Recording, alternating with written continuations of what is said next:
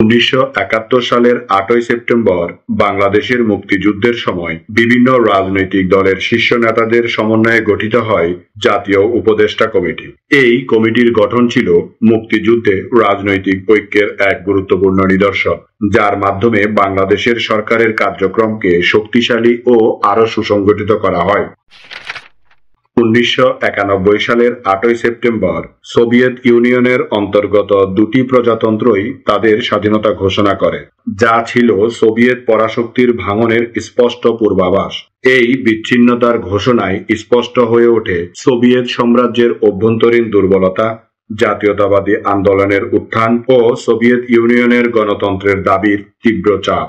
এই ঘটনার মাধ্যমে সাবেক সোভিয়েত ইউনিয়নের বিভিন্ন প্রজাতন্ত্রের মধ্যে স্বাধীনতা অর্জনের প্রবণতা আরও বেগ পায় এবং একে একে অন্যান্য প্রজাতন্ত্র বিচ্ছিন্ন হওয়ার পথ বেছে নেয়।